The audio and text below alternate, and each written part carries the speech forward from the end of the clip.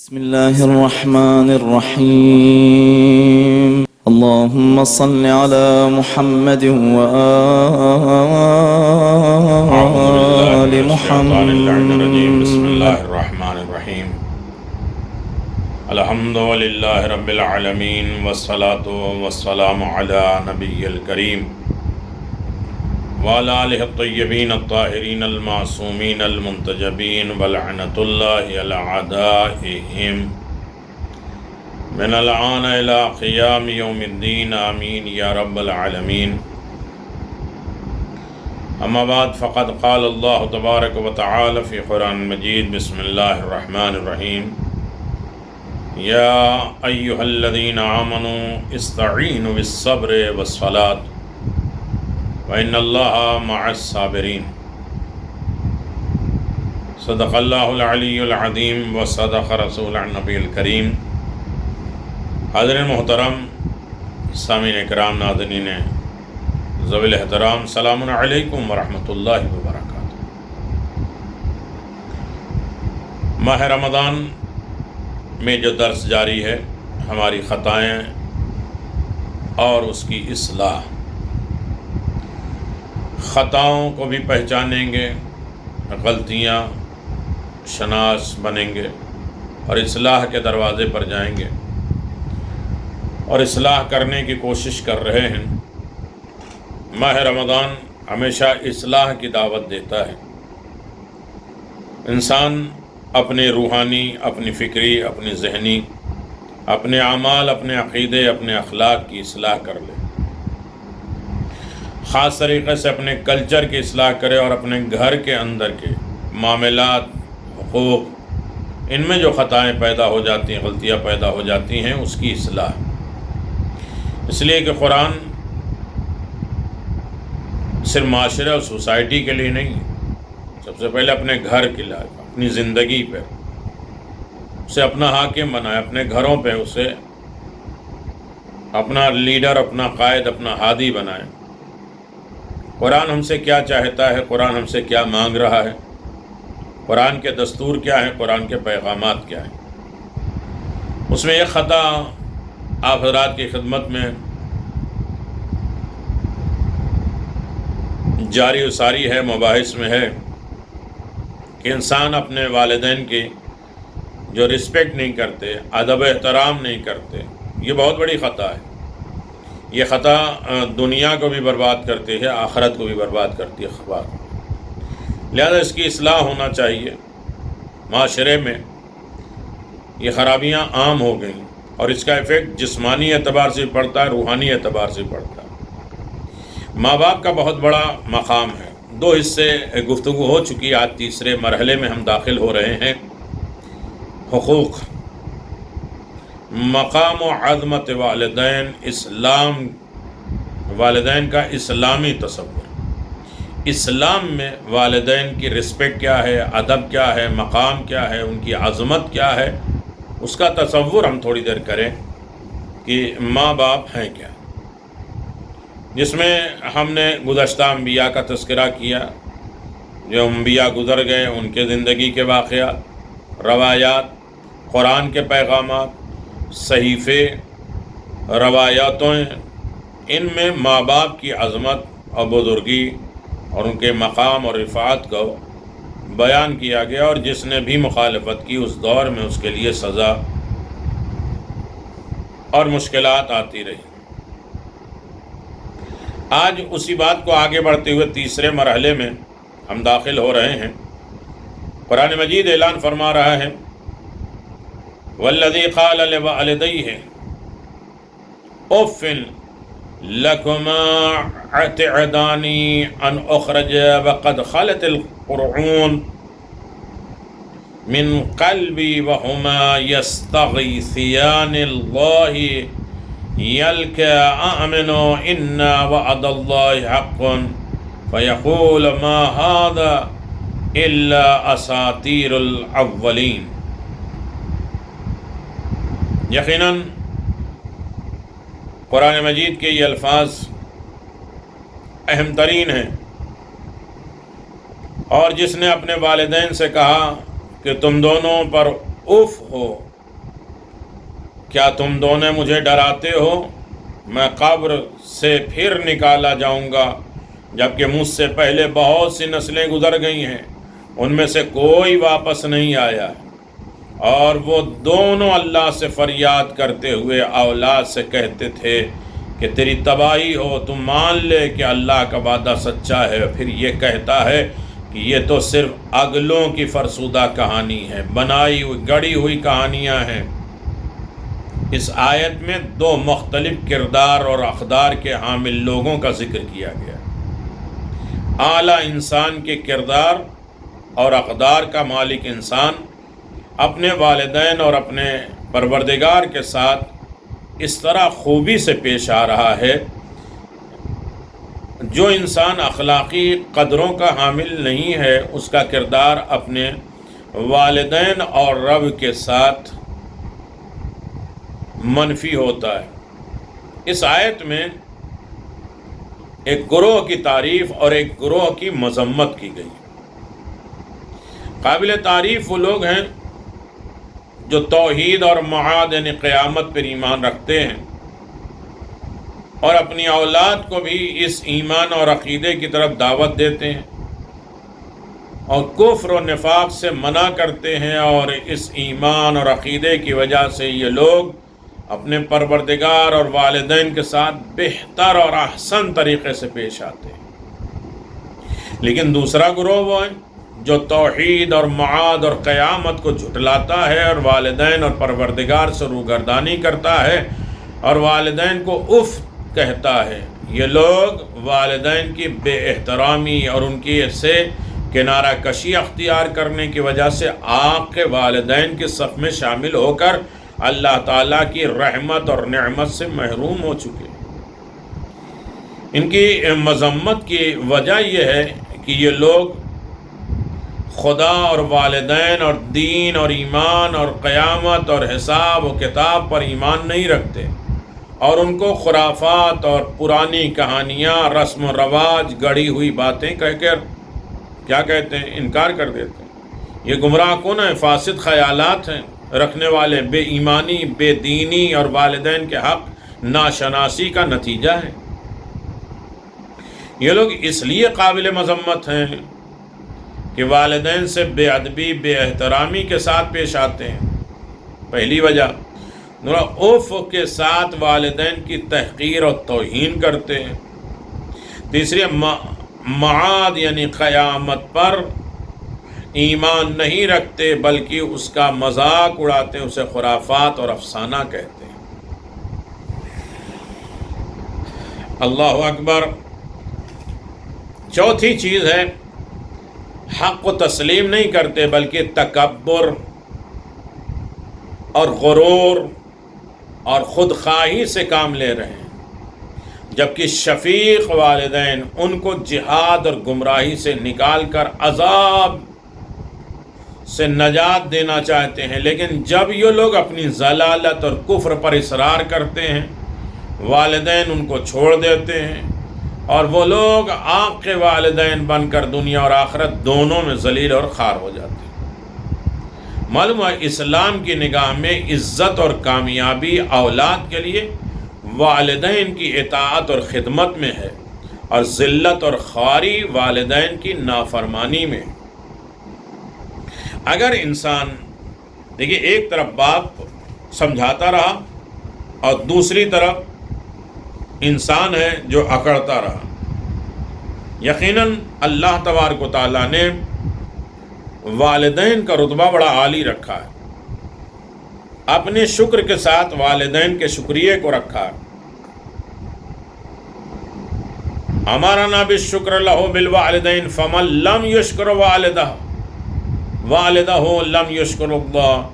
تفسیر میں خدا نے ہمیں اپنے والدین، ائمہ معصومین کہتے ہیں، خدا نے ہمیں اپنے والدین کا شکریہ ادا کرنے کا حکم دیا، اس بنا پر جو والدین کا شکریہ ادا نہیں کرتا اس نے خدا کا بھی شکریہ ادا نہیں کیا۔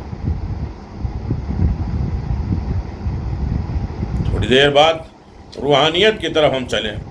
حضرت زینب سلام اللہ علیہا، علی ابن ابی طالب کے لخت جگر بیٹی، باپ کی زینت، جو کل کائنات کی زینت ہو، اس علی کی زینت زینب۔ والدین کے شکر ادا کرتی ہیں تو کس طریقے سے کرتی ہیں؟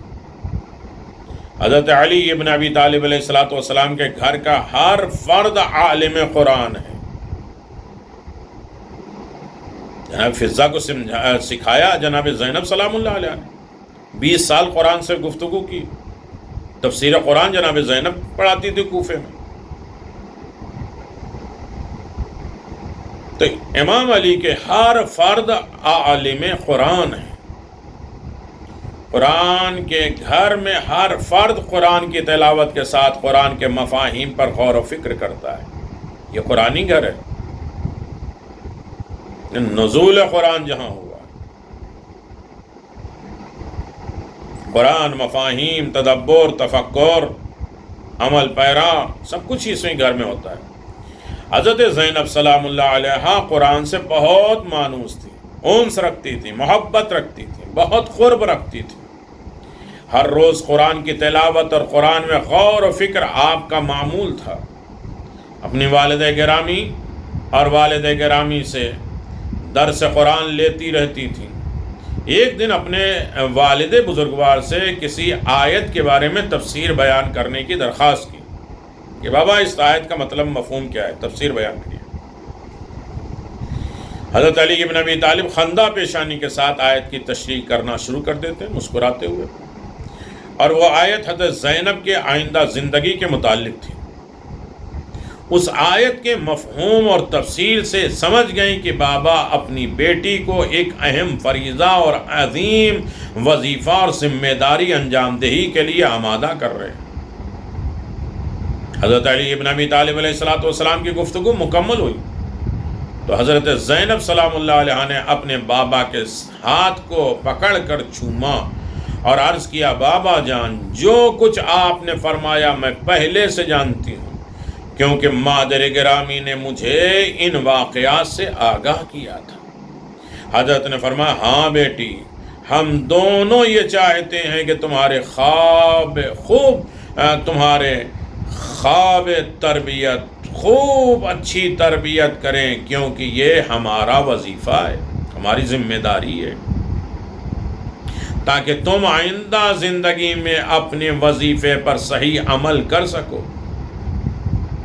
حضرت زینب سلام اللہ علیہ نے عرض کیا، بابا جان، میں آپ کو اور آپ کے مادر گرامی کا شکریہ ادا کرتی ہوں، اور میرا آپ دونوں کا شکر ادا کرنا ایسا ہے جیسے میں اپنے پروردگار کا شکر ادا کرتی ہوں۔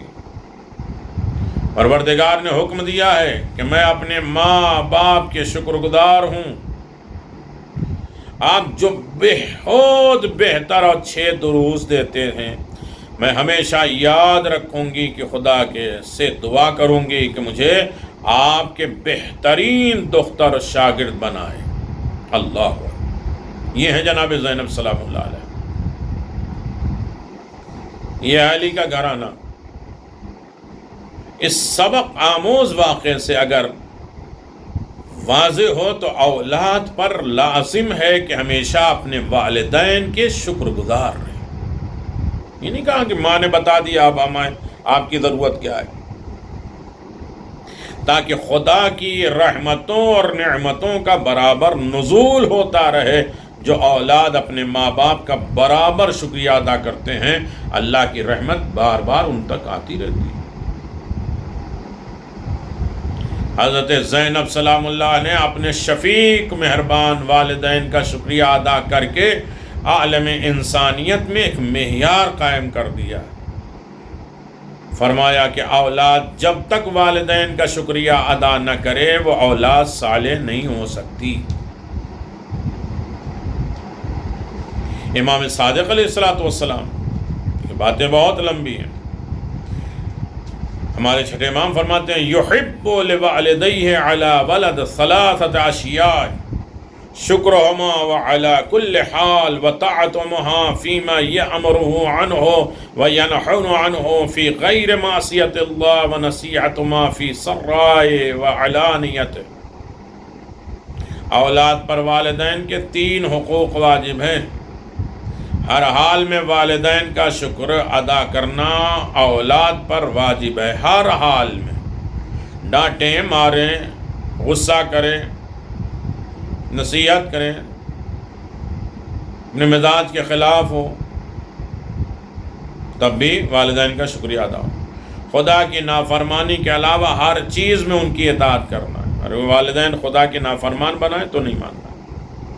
والدین کے سامنے اور پیچھے دونوں حالتوں میں ان کا خیر خواہ رہنا ہے۔ بعد میں یہ نہیں کرنا رہے باپ نے تو یہ کہہ دیا اور ماں نے تو وہ کہہ دیا، منہ پھلائے ہیں اور پریشان حال ہیں، ایک دوسرے سے شکایت کر رہے ہیں، کبھی ماں سے کبھی باپ سے، پیٹھ پیچھے ان کی باتیں کرنا، یہ اولاد کے شایان شان نہیں ہے۔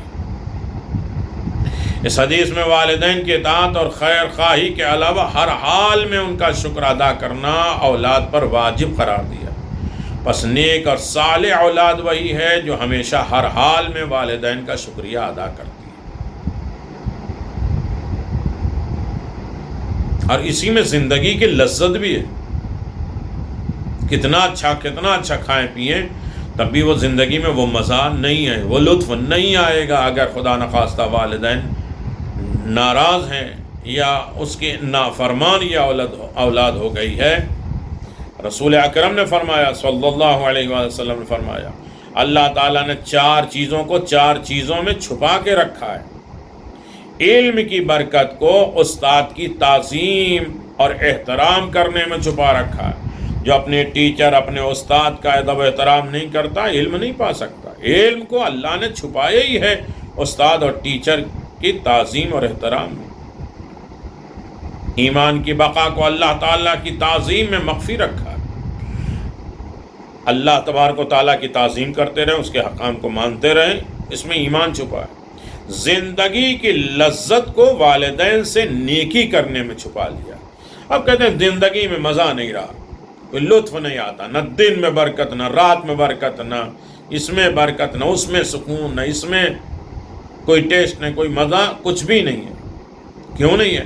اس لیے کہ والدین سے نیکی نہیں ہے۔ جب انسان والدین کے ساتھ نیکی کرے گا تو زندگی کی لذت اسے مل جائے گی، اسی میں چھپی ہے۔ پھر چوتھی چیز پیغمبر اسلام فرماتے ہیں، جہنم کی آگ سے نجات کو مخلوقات خدا کو اذیت آزار نہ دینے پہ مخفی رکھا ہے۔ مخلوق خدا کو اذیت نہ دو، جہنم سے آزاد ہو جاؤ۔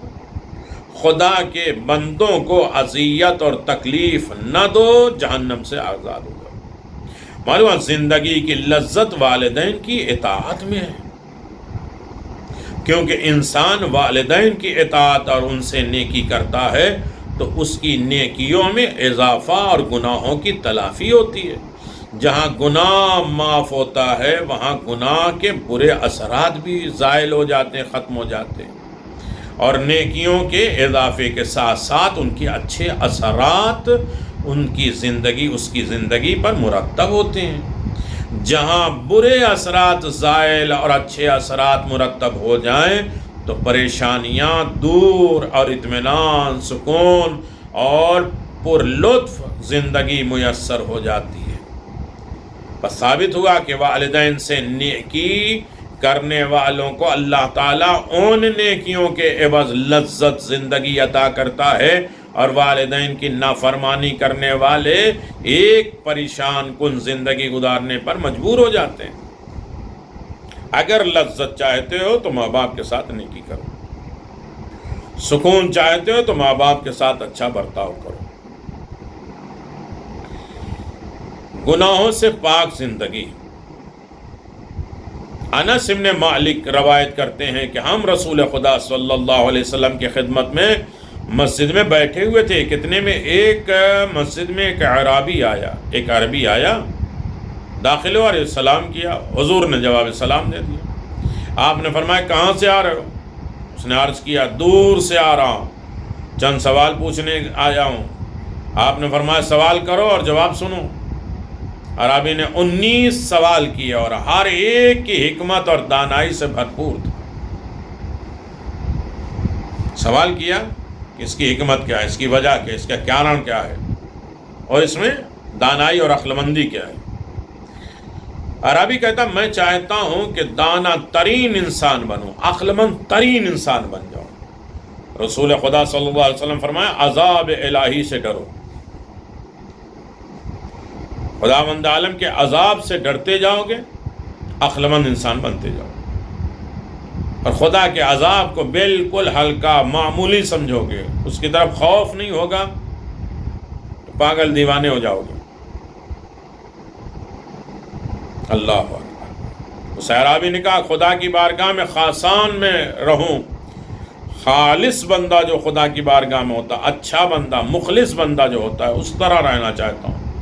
تو رسول خدا صلی اللہ علیہ وسلم فرماتے شب و روز قرآن مجید پڑھو، رات دن اگر تم قرآن پڑھتے ہو، صبح بھی قرآن پڑھتے ہو، رات بھی قرآن پڑھتے ہو، تو اللہ کے مخلص بندے بن جاؤ گے۔ رسول خدا صلی اللہ علیہ وسلم سے اس نے سوال کیا چاہتا ہوں کہ میرا دل روشن ہو، دل میں کوئی اندھیرا پن، گمراہی اور ٹیڑھا پن نہ ہو، تو آپ نے فرمایا موت کو کبھی نہ بھولو، جو لوگ موت کو بھول جاتے ہیں ان کے دلوں کی روشنی ختم ہو جاتی ہے۔ اللہ اکبر۔ عربی کہتا ہمیشہ خدا کی رحمت کے سائے میں رہنا چاہتا ہوں، وہ محشر کا میدان، وہ دھوپ، وہ شدت، وہ دماغ ناک اور کان سے بہنا اور پسینہ کان اور ناک سے داخل ہونا، اور انسان حیجان پریشان ہو جائے گا، پیاسا رہے گا، سائے رحمت نہیں ہوگی، میں سائے رحمت میں رہنا چاہتا ہوں۔ رسول خدا نے فرمایا خدا کی مخلوق سے نیکی کر، اگر اللہ کے بندوں سے تو نیکی کرنے لگے گا تو خدا کے سائے رحمت میں رہے گا۔ اللہ اکبر۔ عربی کہتا میں چاہتا ہوں کہ دنیا سے مجھے کوئی نقصان نہ پہنچے۔ لوگ یہ کہتے ہیں دنیا خراب ہے، بیکار ہے، دنیا سے ہمیں کوئی نقصان نہ پہنچے۔ تو رسول خدا صلی اللہ علیہ وسلم فرماتے ہیں خدا پر بھروسہ اور توکل کرو۔ اگر دنیا کی یعنی انسان ہے کہتا ہے دنیا کا زمانہ یہ ہے، زمانے سے ہیں اور یہ ہے بیماریاں اور وہ خرابیاں، وہ زمانے کا ظلم اور ستم، تو رسول فرماتے ہیں خدا پر بھروسہ کرو، توکل کرو، ساری بیماریاں ختم ہو جائیں گے، سارے ظلم ختم ہو جائیں گے اور سارے فتنے ختم ہو جائیں گے اگر انسان خدا کی ذات پہ بھروسہ کرنے لگے۔ عربی کہتا ہے میں چاہتا ہوں لوگوں کی نگاہوں میں ذلیل اور خوار رہوں، ہم چاہتے ہیں کہ لوگ ہماری عزت اور رسپیکٹ کریں، آؤ بھگت کریں، مکھن بازیاں کریں، ہاتھ چومیں۔ وہ کہتا نہیں، اللہ کی نگاہ میں عزت چاہیے، لوگوں کی نگاہ میں ذلیل اور خوار ہوں۔ کہا متقی و پرہیزگار بنو۔ ہم ماہ رمضان میں ہیں اور ماہ رمضان کے روزے کس لیے ہے؟ متقی بنانے کے لیے۔ متقی بنتا ہے انسان جب بندوں کے سامنے ذلیل اور خوار ہو، بندوں کے رسپیکٹ، بندوں کے سامنے اپنی تعریفات نہیں، خدا کے سامنے تعریف۔ جب بندوں سے کنیکشن ٹوٹ جائے، خدا کی طرف رائج ہو جائے تو انسان متقی بن جاتا ہے۔ متقی کا مطلب ہی نہیں کہ کہیں کنارے بیٹھا ہو، تسبیح لے کر بیٹھا ہو، اب دنیا سے کوئی خبر نہیں، یعنی جو راستہ چل رہا ہے وہ صحیح چل رہا ہے، مخلوق کے درمیان چل رہا ہے تو راہ راست پہ چل رہا ہے، صحیح چل رہا ہے، ظلم و ستم کا شکار نہیں ہو رہا، آخرت کے راستے پہ تو صحیح راستہ چل رہا ہے، صراط مستقیم پہ چلو، متقی بن جاؤ۔ عربی کہتا میں چاہتا ہوں کہ میری عمر لمبی ہو جائے، تو رسول خدا نے فرمایا صلہ رحمی کرو، رشتہ داروں سے ملتے جلتے رہا کرو، عمر میں اضافہ ہوگا۔ کہا میں چاہتا ہوں میری روزی میں اضافہ ہو جائے، تو آپ نے فرمایا خدا کی قسم ہمیشہ باوضو رہو، اور جو انسان ہمیشہ باوضو رہتا ہے تو بہت سی چیزوں کے احتیاط کرتا ہے، جھوٹ سے بچتا ہے، وضو کیا ہے، غیبت سے بچتا ہے، دوسری جو ہے بیہودہ بیانوں سے بچتا ہے، اور جب یہ بچتا ہے تو یقیناً روزی میں اضافہ ہوتا ہے۔ صحابی نے کہا میں چاہتا ہوں کہ آگ مجھے نہ جلائے۔ رسول خدا نے فرمایا آنکھوں کو نامحرموں اور زبانوں کو لوگوں کی غیبت سے روک دو، آگ نہیں جلائے گی۔ اس نے کہا میں جاننا چاہتا ہوں کہ کون سی چیز گناہ کو جھاڑ دیتی ہے، چھٹکار دیتی ہے، نجات دیتی ہے گناہوں کو۔ کہا خدا کی گریہ ازاری اور انکساری، تکبر غرور ختم کر دو، خدا کے سامنے انکسار ہو جاؤ اور خدا کے سامنے گریہ اور فریاد کرو، یقیناً ہر گناہ جھڑ جائیں گے۔ میں چاہتا ہوں باوقار انسان بنوں، عزت دار انسان بنوں، تو رسول خدا نے فرمایا کسی سے کوئی چیز نہ مانگو، اگر عزت کی زندگی جاننا چاہتے ہو تو کسی کے سامنے ہاتھ نہ پھیلاؤ۔ عربی میں چاہتا ہوں کہ میری آبرو ریزی نہ ہو، میری عزت خراب نہ ہو، مجھے رسوا ذلیل نہیں کیا جائے. کہا کسی کی آبرو ریزی نہ کرو، کسی کو رسوا ذلیل نہ کرو، تمہاری عزت بھی باقی رہے گی. میں چاہتا ہوں میری قبر تنگ نہ ہو، فشار قبر نہ ہو. کہ بلا ناغہ سورہ تبارک، سورہ ملک پڑھا کرو. اتنی اگر کٹنگ انسان کے پاس آ جائے کہ کیا کیا ہے، کن کن چیزوں کا علاج ہے، کن چیزوں کا بدل ہے انسان کی زندگی. اللہ اکبر. کہ میں چاہتا ہوں کہ میرا مال زیادہ ہو جائے. کہ بلا ناغہ ہر رات میں سورہ واقعہ پڑھو، تمہارا مال بڑھتا جائے گا. اس عرابی نے کہا میں چاہتا ہوں کہ قیامت کے دن امن اور سکون ملے. تو حضور فرمائے مغرب اور عشاء کے درمیان ذکر خدا میں مشغول رہو. یعنی وہ غفلت کا وقت ہے جس وجہ سے نماز غفیلہ پڑھی جاتی ہے. انسان مغرب عشاء کے درمیان میں کھیل کود، غفلت، بے توجہی میں مبتلا ہو جاتا ہے. ہمارا تو یہ ہے کہ جیسے مغرب ختم ہوئی فوراً عشاء شروع کر دی، گیپ ہی نہیں. نہ تعقیبات کا وقت ہے، نہ نماز غفیلہ کا وقت ہے، اور نہ نماز غفیلہ بہترین نماز. وعدنا موسیٰ 40 لیلہ، بہترین نماز. کوئی بھی حاجت، کوئی بھی دعا، کوئی بھی مناجات ہو، اس باقاعدہ انسان مغرب کے بعد 2 رکعت نماز غفیلہ پڑھے. ہر رکے کام آسان ہو جائے، ہر مشکل آسان ہو جائے. روزی، برکت، نعمت، امن و سکون ملے گا جو انسان کی زندگی میں مال دولت سے نہیں حاصل کیا جا سکتا. وہ نماز غفیلہ، نماز عشاء کے درمیان، مغرب عشاء کے درمیان ذکر الہی سے غافل نہ ہو، اسی میں لگا رہے. عرابی کہتا ہے میں چاہتا ہوں کہ نماز کے وقت خدا کو حاضر پالوں، میں غافل نہ ہوں. ایسا لگے کہ خدا سے ہم بات کر رہے ہیں، وہ حاضر ہے. حضور قلبی سے میں اس کے سامنے جھک جاؤں اور نماز پڑھوں. کا وضو کرنے کے بعد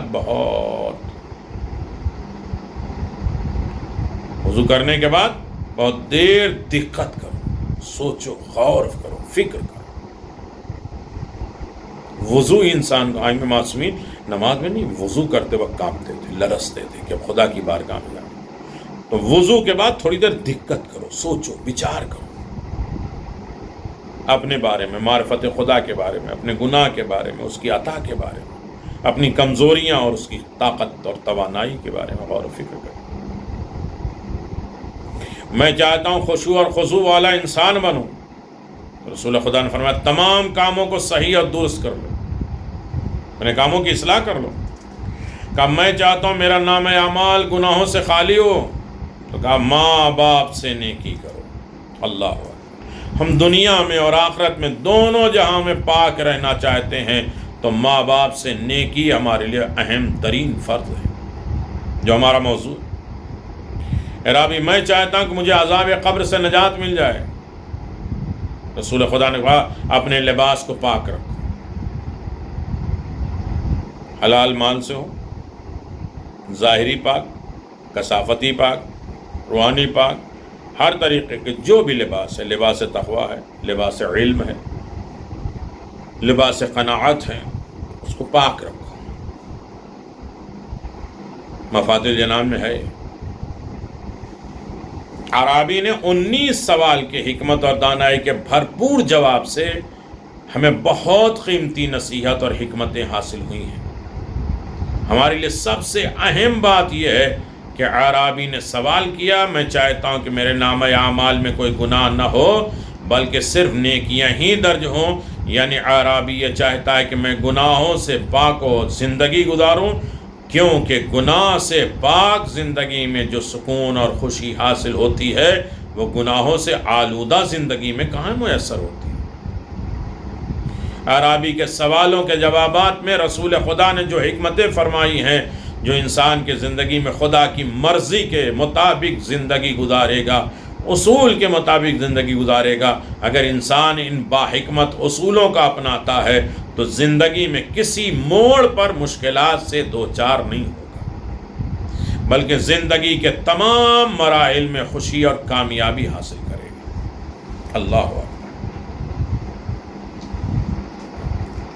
احادیث معصومین علیہم السلام کے مطابق انسان کی زندگی جو پریشانیاں، مشکلات اور مصائب اور آلام آتے ہیں وہ انسان کے اپنے کسب حاصل کیے ہوئے، محنت کیے ہوئے، انسان جو اپنے ہاتھ سے محنت کر کے حاصل کرتا ہے مشکلات پریشانیاں اسی کے ہاتھ سے، یہ اس کے گناہ ہیں کہ اس کی زندگی کو تنگ اور تلخ کر دیا گیا ہے، گوناگوں مشکلات میں مبتلا ہو جاتا ہے۔ لیکن اگر انسان کی زندگی گناہوں سے پاک ہو اور خدا کی اطاعت میں ہے تو قدم قدم پر خوشی، سکون، اطمینان حاصل ہوتا ہے، اور وہ گناہوں سے پاک زندگی والدین کی اطاعت، خدمت اور ان سے نیکی کے صلے میں خدا عطا کرتا ہے۔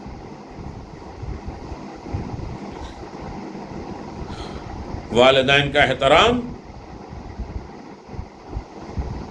اللہ اکبر، بہت اہم ترین موضوع ہے جس کی طرف ہم توجہ دے رہے ہیں۔ حضرت یوسف علیہ السلام کی زندگی دیکھ لیجیے آپ، اپنے باپ سے بچھڑنے کے بعد مشکل سے مشکل مراحل سے گزرتے گئے، امتحانات میں گزرتے گئے، مصر کی سلطنت پر فائز ہوئے، اور جب حضرت یعقوب کو معلوم ہوا تو میرا بیٹا مصر کا بادشاہ ہے تو آپ ملنے کے لیے مصر روانہ ہوئے، لیکن جیسے باپ سے جدا ہوئے کتنے مسائل، کتنی پریشانی۔ حضرت امام جعفر صادق علیہ السلام فرماتے ہیں کہ جب حضرت یعقوب مصر میں داخل ہوئے تو حضرت یوسف ارکان سلطنت کے ساتھ، لوگوں کے ساتھ، اپنی فوج اور سلطنت کے ساتھ اپنے باپ کے استقبال کو لیے نکلے، اور قریب پہنچے تو حضرت یعقوب تو سواری سے اتر آئے، لیکن حضرت یوسف مقام سلطنت اور رعایا اور بادشاہت کرتے ہوئے سواری سے نہیں اترے۔ اگرچہ حضرت یوسف کا سواری سے نہ اترنا کسی تکبر اور بےتنائی نہیں ہے اور غفلت کی بنیاد نہیں ہے، کیونکہ انبیاء ہر گناہ اور کوتاہیوں سے پاک ہوتے ہیں، معصوم ہوتے ہیں، پھر بھی اللہ نے ان کی سلطنت اور مقام اور شان و شوکت کی رعایت کی جو عدل و انصاف اور خدمت خلق دین کے لیے آپ نے قبول کی تھی۔ اس دوران جبریل نازل ہوئے، حضرت یوسف سے کہا اپنے ہاتھ کو کھولیے۔ حضرت یوسف نے ہاتھ کھول دیا اور اس سے ایک نور آسمان کی طرف چلا گیا۔ حضرت یوسف نے پوچھا یہ نور کون سا ہے؟ جبریل نے جواب دیا یہ نور نبوت ہے جو آپ کی صلب، آپ کی نسل میں آنے والی تھی، لیکن آج آپ نے باپ کے احترام کامل رعایت نہیں کی تو خدا نے نور نبوت کو آپ کے صلب سے اٹھا لیا۔ اب آپ کی اولاد میں سے کوئی نبی نہیں ہوگا، کیونکہ احترام والدین مقام سلطنت سے بھی اولا اور اعلیٰ ہے۔ حضرت یوسف علیہ السلام سے جب احترام والدین کے بارے میں ترک اولا ہوا تو خدا نے نسل یوسف کو نبوت سے عطا فرمائی۔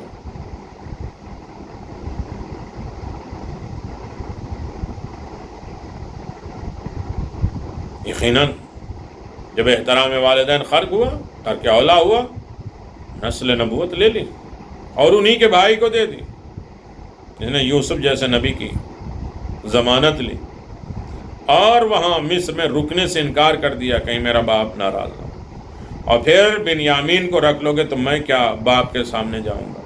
باپ کا اس طرف ادب احترام، ہم کہتے ہیں کوئی بہانہ بنا لیں گے، جس کی وجہ سے ان کی لاوی کی نسل میں نبوت آئی۔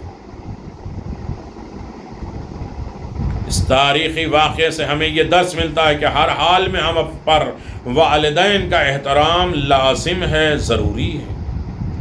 قرآنی آیات اور احادیث میں اس قدر تاکید کے ساتھ والدین کا ادب اور احترام کرنے کا حکم دیا گیا ہے کہ اس سے غفلت برتنے کا اصلاً گنجائش اور اجازت نہیں ہے۔ انسان جس حال میں بھی ہو اس پر واجب ہے کہ والدین کا احترام ملحوظ نظر رکھے۔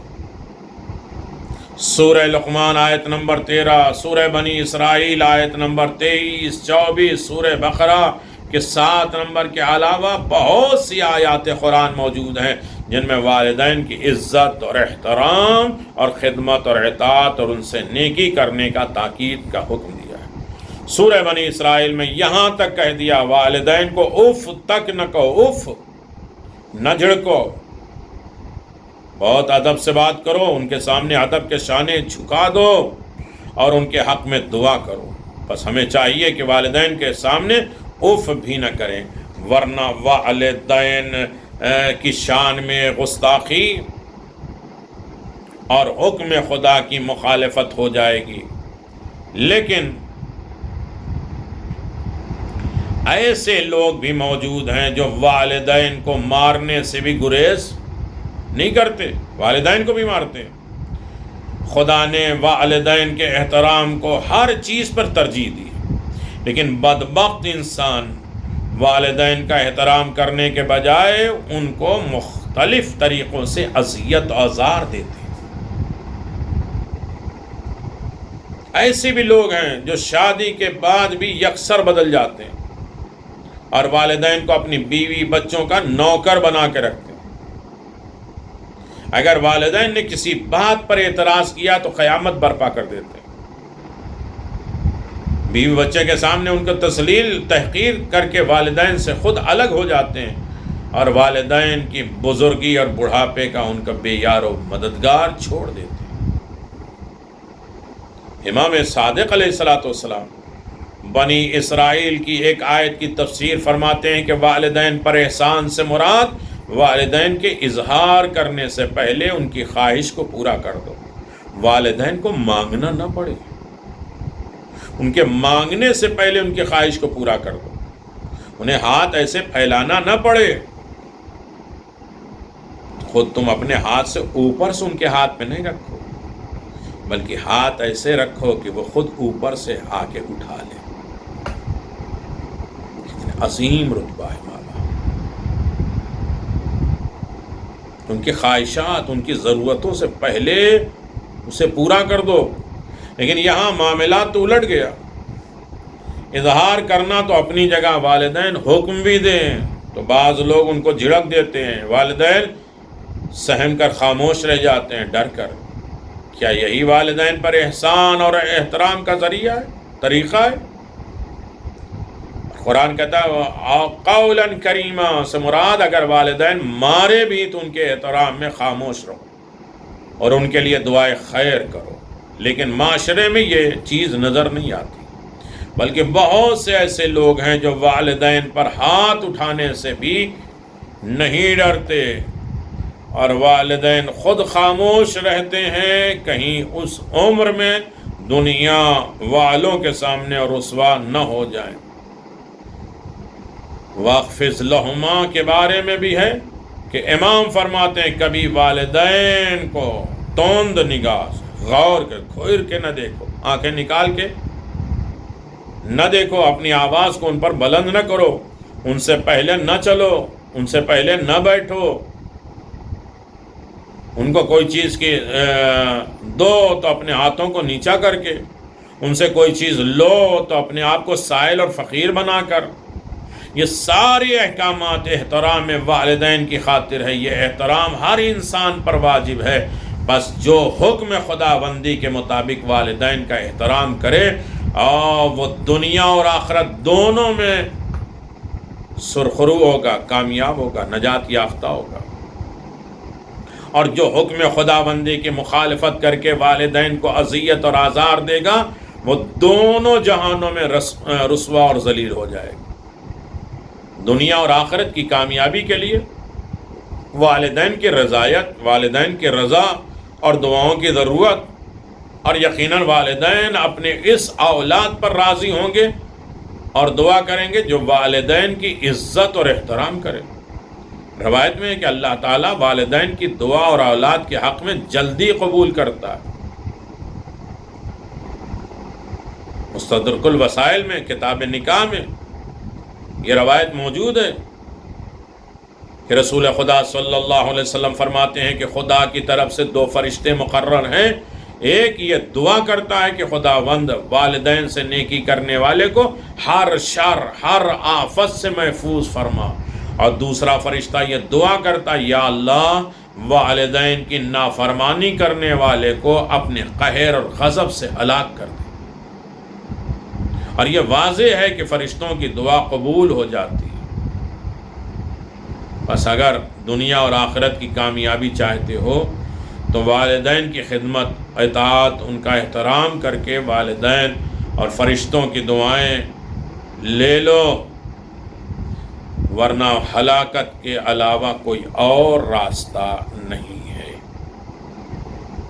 اللہ اکبر، کتنے احکامات ہیں پروردگار کی بارگاہ میں جسے ہم صریحتاً انسان قبول نہیں کرتے، اور اگر اسے قبول بھی کر لیتے ہیں تو اس پر عمل پیرا ہونے کے لیے تیار نہیں ہے۔ آخر میں آپ کی خدمت میں یہاں بات روک دوں گا، اور اس کے بعد اگلی گفتگو کل انشاءاللہ ہوگی چوتھے مرحلے پر، والدین اسلامی تصور۔ والدین کے احترام کرنے میں سے معصوم والدین کے احترام محبت کرتے ہیں۔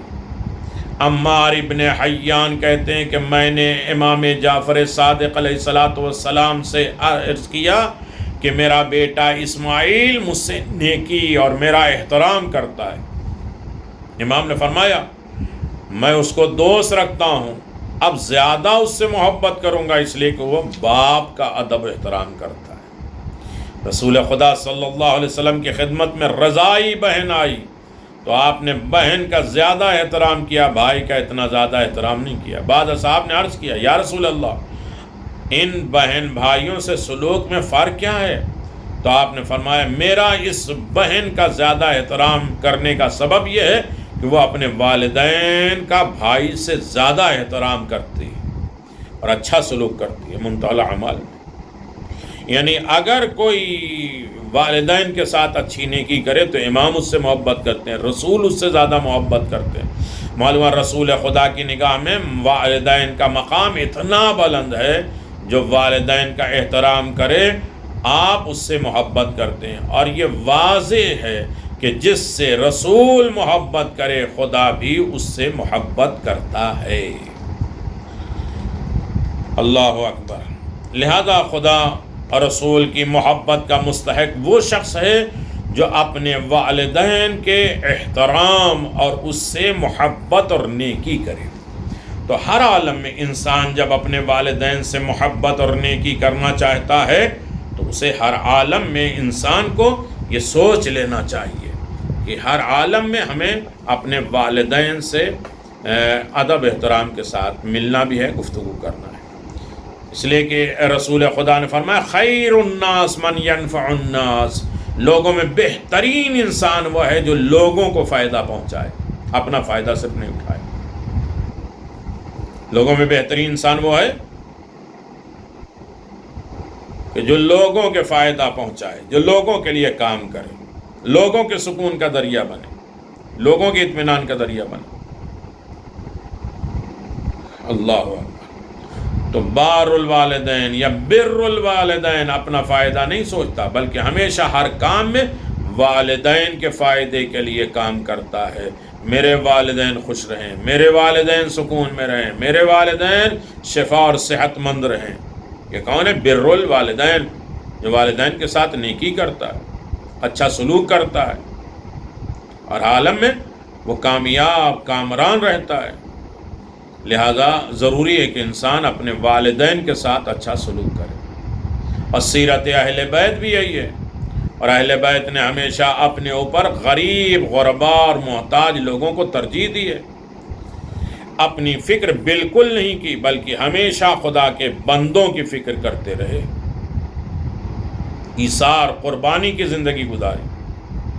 خود نمک پانی سے افطار کیا، لوگوں کو، مسکین یتیم اسیر کو روٹیاں بانٹ کے بتا دیا کہ ہم خود غرضی زندگی نہیں گزارتے، ہم ایثار اور قربانی کی زندگی گزار رہے ہیں، اپنے سے زیادہ غریب، فقراء، محتاج کا خیال رکھتے ہیں، اپنی فکر سے زیادہ ان کی فکر رکھتے ہیں، ہمیشہ ان بندوں کے فائدے کے لیے کام کرتے ہیں جو خدا کے بندے ہیں۔ اس وجہ سے والدین سے نیکی کرنے والا اس عابد سے افضل قرار دیا ہے، یعنی وہ عبادت کرنے والے سے افضل قرار دیا ہے جو ہمیشہ دوسروں بلکہ والدین سے بھی غافل ہو کر صرف اپنی فکر میں رہتا ہے۔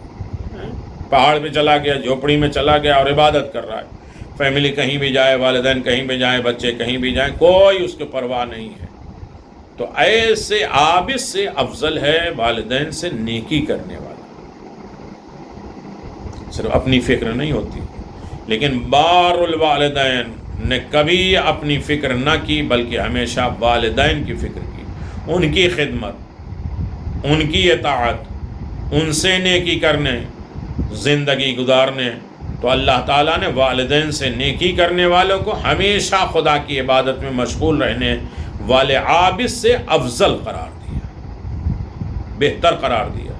بس معلوم ہوا کہ خدا کی نگاہ میں عبادات میں سے افضل ترین عبادت والدین کی خدمت اور اطاعت ہے اور ان سے نیکی ہے. یقیناً یہ معصومین علیہ الصلوۃ والسلام کی زندگی جہاں انہوں نے والدین کے ساتھ نیکی کر کے، یہ رسول مقبول ہیں جو یہ کہتے ہیں کہ تم ایک وعدہ کرو ہم تم سے 3 وعدہ کرتے ہیں.